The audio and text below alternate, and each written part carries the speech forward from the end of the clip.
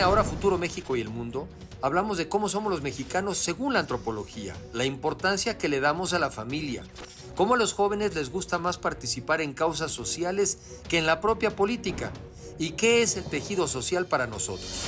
México tiene futuro y su futuro está en tus manos. La mejor manera de predecir el futuro es crearlo. Los avances científicos y tecnológicos han hecho que cambie nuestro estilo de vida, la forma de trabajar e incluso en la que nos relacionamos. La capacidad de educarnos a través de Internet, de transportarnos en vehículos autónomos, de modificar el genoma humano para evitar enfermedades, así como el uso intensivo de las energías renovables y de la inteligencia artificial nos permitirán alcanzar mejores niveles de vida. Pero ¿seremos capaces de incorporar a todos o generaremos sociedades más polarizadas? De esto se trata Ahora Futuro, México y el Mundo.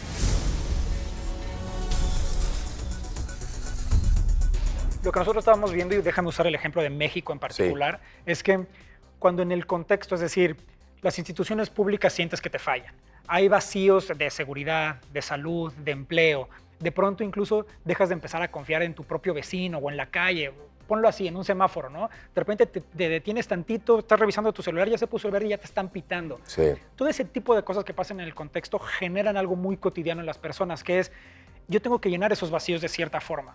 Y la forma más segura de hacerlos es en lo que yo confío. Y muchas veces eso genera un repliegue de regreso a mi familia y con mi familia tengo que estar. O regreso a mi espacio laboral y solo me muevo de mi trabajo a mi casa o con mis amigos.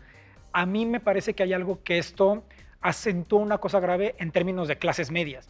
Porque si hablamos de familia, hay una clase media alta y una clase media baja que sigue viendo en la familia grandota algo muy positivo, como un recurso para salir adelante. Pero si hay un sector de nuestra clase media que está muy nuclearizado, o sea, familias muy nucleares, papás, mamás, hijos, papás, papás, mamás, mamás, y lo que sucede es que ahí empiezan a dejar de tener este valor tan fuerte de la familia. Okay. Y entonces no solo se están replegando y se vuelven individualistas, sino que tal vez son muy pocos. Y entonces en ese poco pues se genera esta idea de un poco del egoísmo social, de ser extremadamente individualistas, de ya no pensar en el otro porque estás resolviendo tu vida cotidiana. O sea, la familia como para la mayoría de los mexicanos, la familia sigue siendo un concepto muy poderoso. Súper poderoso, muy poderoso. Y además, digo, si lo contrastamos con otros países, como por ejemplo Estados Unidos, pues sabemos que esas familias se ven en Thanksgiving, ¿no? Exacto, sí. Una vez al año, viajan, se encuentran, se echan el pavo, exacto, seguramente las netas, y vámonos de todo un año, ¿no? Y en nuestro caso, la familia sigue siendo muy importante, pero también ya el concepto de familia ha cambiado. Sí, ha cambiado, depende de qué punto de vista lo veas, Enrique. Ha cambiado de su configuración, ha cambiado del formato, si lo quieres ver así, o incluso ha cambiado de que ya no se ha convertido en el fin máximo, por ejemplo, de los jóvenes, ¿no? De, yo quiero construir familia.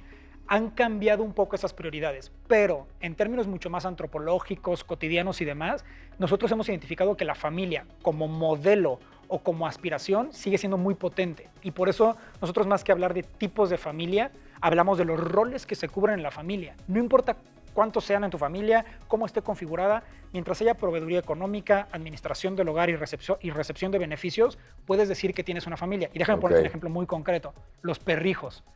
Cuando ya no puedes tener hijos de humanos de carne y hueso, lo tienes que cubrir de otra forma para poderle decir a la sociedad que tienes hogar. Y entonces por eso los famosos perrijos en la clase media. Bueno, y para cubrir seguramente esta también necesidad humana de cuidar. Exacto, y ¿no? como estas cosas emocionales y de tener a alguien que pues valide todos tus esfuerzos y entonces le puedas como dar esta proveeduría pues de cuidados, de consentirlo, de todo eso, sucede mucho también en nuestra sociedad. Creo que los millennials y la siguiente generación, algunos eran, no, hijos no me interesa, eso ya no, para mí no es importante, y a la siguiente ya están algunos otra vez con que siempre sí. Con que siempre sí quiero. Con que siempre sí quiero, o sea, en una diferencia de una generación a otra, ¿no? Exacto, sí, o sea, lo que nosotros hemos visto es que, si lo queremos poner muy, muy sencillo, sintéticamente hablando, es los centennials se parecen mucho a la generación X, y se brincaron a los millennials. Yo soy X, creo.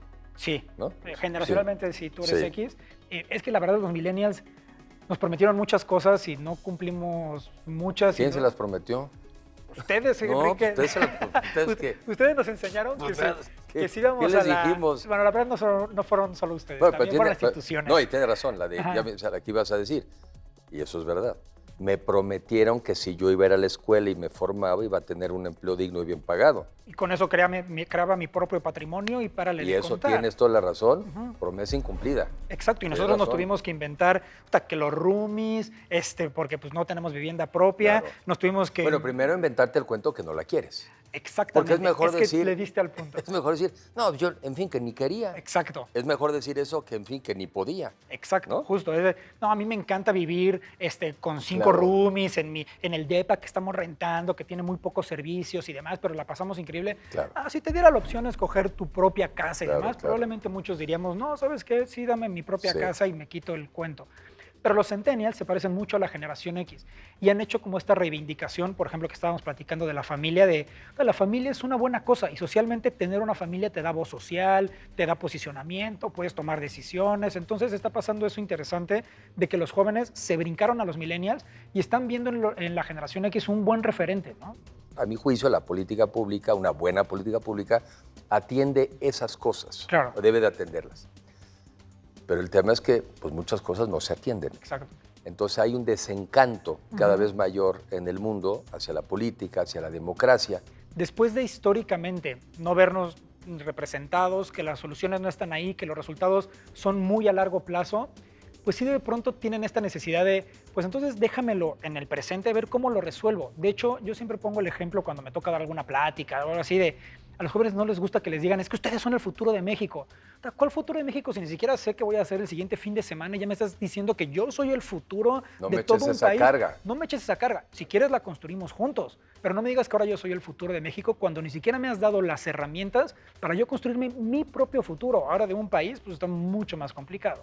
La política para los jóvenes sí se ha convertido en una gran caja negra. Y creo que el problema es que como no ven cuál es el resultado de la participación política y que dentro de esa caja negra de lo que sale casi siempre son pues peleas, corrupción, negativos, Claro. los jóvenes dicen, pues entonces no puedo confiar en ese mecanismo para poder dar soluciones. Entonces tengo que empezar a crear propios.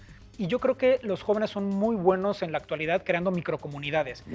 El problema es que cómo vinculas esas microcomunidades para hacer algo mucho más grande. O sea, tú lo puedes llegar a ver con los grupos que hacen, por ejemplo, batallas de rap, o los que son sustentables y dicen, bueno, el problema es el agua, vamos a pelear a favor del agua, las mascotas, ese tipo de cosas. Y yo creo que la clave está en que los jóvenes hoy están más preocupados por causas sociales que Sí. causas políticas. Y me parece bien, ¿eh?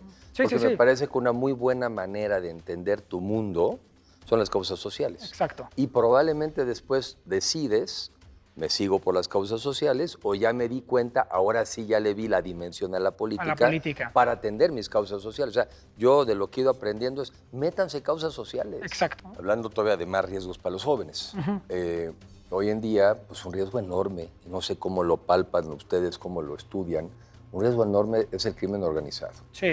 Y que muchas veces tú ante la falta de tener una opción de trabajo, una familia que te soporte, pues tienes a esta otra familia. Pues no hasta en balde algunas de los grupos criminales Delictivos. se llaman la familia. La unión. La unión, Sí, sí, ¿no? sí. Como pareciera haber ahí competencia, ¿no? Mira, esto aquí ya no te da, pero aquí estamos estos otros.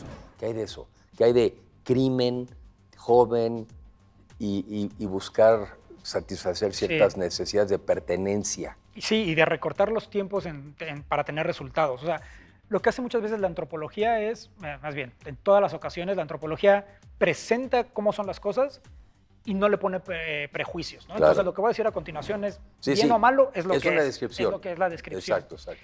Sí, cuando de pronto los jóvenes en ciertas comunidades se vinculan con el crimen organizado, llámele como le llamemos, ¿no? Desde narcotráfico, pequeños delincuencias, asaltos, robos, como le llamemos. Muchas veces es porque cuando hay tantos vacíos en su contexto inmediato, los pueden llenar ahí con resultados muy inmediatos. Súper inmediatos. Nosotros tenemos esta máxima de la gran diferencia entre pobreza y pobreza extrema es no tener tejido social. Y cuando alguien te promete tejido social, lo vas a tomar, porque tener tejido social es una forma de construirte hacia adelante, de tener seguridad simbólica, de saber que tienes algo a lo que ¿Qué es perteneces. tejido social? Que luego muchas veces hablamos de, es que el tejido social está roto. ¿Cuándo es tejido? Tejido es la suma de células, la suma de familias. La suma de comunidades, la suma de células, el saber que puedo confiar en el de al lado. En términos muy cotidianos es, hoy ojalá no suceda, pero se enferma mi hijo y tengo que dejar la casa rápido y decirle a mi vecina, oye, te dejo las llaves para que cualquier cosa. Okay. Sé con quién puedo tocar base para solucionar cualquier tipo de problema. Cuando no hay tejido social, entramos a pobreza extrema, porque entonces ya ni siquiera tengo el recurso de poder confiar en el otro. Okay. ¿Qué hace el crimen organizado? Te promete también mucho tejido social. Te promete la pertenencia, te promete tener dinero, te promete que tu trabajo va a tener réditos, te promete incluso ir en contra de algo. Y entonces muchas veces lo que se malevalúa del crimen organizado es evidente es el resultado, ¿no? Claro. Lo que le hace mal al resto de la sociedad. ¿Cómo estás sintiendo el ambiente? Y sé que estás en otro programa y por eso igual... ¿Cómo se está viviendo México? ¿Qué está viviendo México? ¿Qué está sintiendo la gente con rumbo a las elecciones del 2 de junio? Ya. ¿Están la mayor parte indiferentes? ¿Están atentos? ¿Están preocupados? ¿Qué perciben? Yo lo resumiría, Enrique, y ahorita lo profundizo en 2 adjetivos. Uno, los siento vulnerables, y otro, los siento pragmáticos. Y déjame ahondar en cada uno de ellos. Vulnerables porque sí saben que las cosas no están tan bien, sobre todo lo ven en inseguridad, en falta de servicios de salud y en empleo. Esas 3 cosas. A ver, inseguridad, salud y empleo. Y de hecho están muy interconectadas las 3. Y ahí es donde se sienten vulnerables, sobre todo porque asumen que cualquier cambio político, no importa cuál sea, o la permanencia, no va a solucionar las cosas de raíz. O sea, que esas cosas van a seguir durante un tiempo y por eso hay cierto nivel de vulnerabilidad. Pero está el otro lado, que es, a pesar de la política o junto con la política, yo tengo que estar resolviendo mi vida cotidiana. Claro. Y ahí es en donde entra el pragmatismo. ¿Dónde lo vemos más? En el entretenimiento. Pareciera que somos contradictorios como mexicanas y mexicanos, donde te dicen, no, es que la inseguridad está complicadísima y no, México es un país que se lo está llevando el diablo y demás.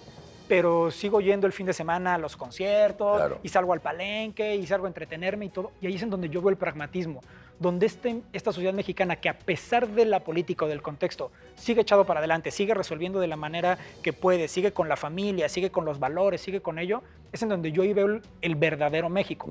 Cuando hago la suma de vulnerabilidad más pragmatismo, yo hoy todavía no veo que estén pensando en el 2 de junio. Hay muchas cosas que faltan todavía. O sea, es largo plazo. Todavía es largo plazo.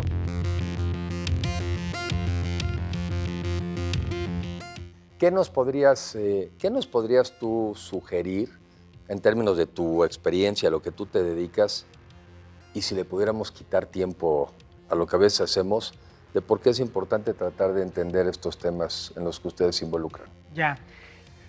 Uno, porque entramos a los porqués de ciertas decisiones de las personas y eso te quita ciertos prejuicios, sí, ¿no? Por ejemplo, cuando hablabas ahorita tú de salud, ¿no? Es que el mexicano no previene.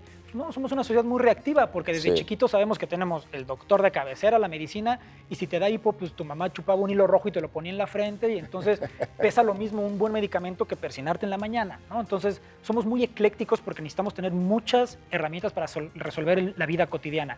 Ahí es en donde yo creo que está la respuesta a lo que tú me preguntas, Enrique. Entender la vida cotidiana sin prejuicios te puede empezar a sensibilizar de otras realidades y a partir de entender otras realidades puedes actuar en ellas y puedes poner otro panorama. Pues a mí, de las cosas, creo que lo que yo intuía de que cada vez más importante saber temas de antropología, sociología, y no solamente los temas de economía y derecho, pues aquí están las respuestas. Nos tenemos que entender y tenemos que entendernos sin prejuicios.